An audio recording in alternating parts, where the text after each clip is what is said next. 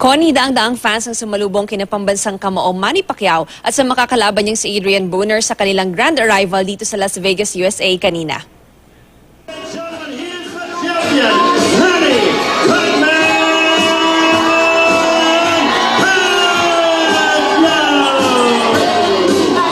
Hiyawan at palakpakan ang sumalubong kina WBA welterweight champion Manny Pacquiao at makakalaban niyang si Adrian Broner sa kanilang grand arrival sa MGM Grand sa Las Vegas, USA.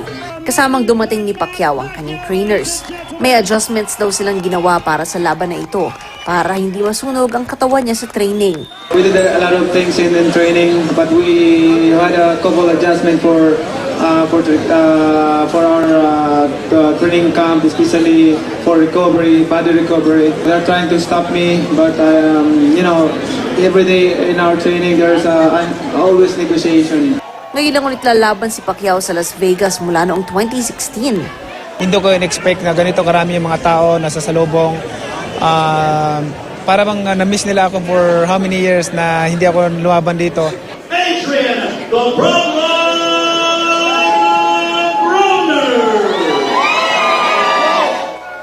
Ang makakalaban niyang si Adrian Broner, dumating na tadtad ng diamante ang suot. Humble at malumanay si Broner sa grand arrival. Hindi gaya ng mga karaniwan niyang interview na maaanghang ang mga salita niya. And you seem to be enjoying being the underdog in this fight. Why is that? Because I know I know the talent God gave me, and I'm confident in myself. What can you say to everybody who's saying that this is just prelude to Mayweather-Pacquiao? Well, hopefully they'll have a different change of heart on Saturday night. We did some things a little differently. For one, we added a world-class strength and conditioning coach. But for two, I mean, he came to camp ready to get ready, you know, and we put together a great game plan and strategy, and he's ready. He looked like he really wants to win this one.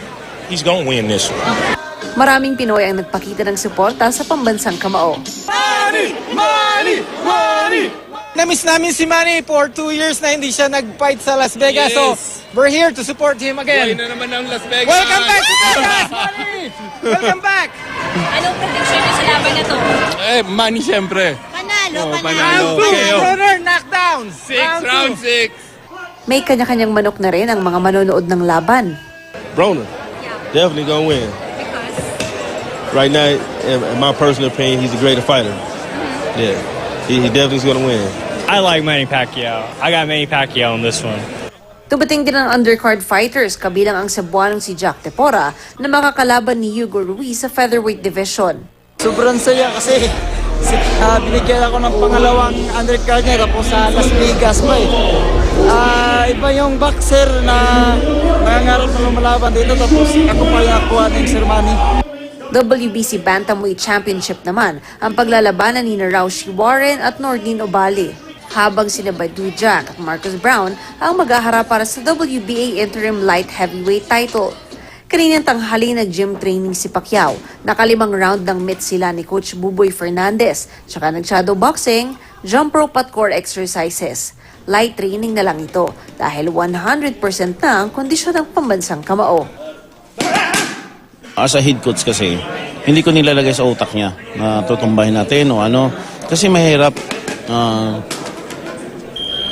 pilitin tapos hindi natin makuha. Paano yung susunod na round? Magandang laban po to. Uwi ho kami ng Pilipinas na maaga. Dalawa ho ang corona. Kahapon nagkaroon din ng media workout si Broner. Pag-amin ni Broner, masasabing dream come true ang laban sa linggo.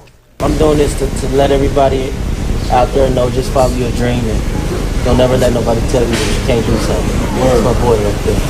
Samantala nasa 10,000 na raw ng 14,000 tickets ang nabebenta sa MGM Grand Garden Arena.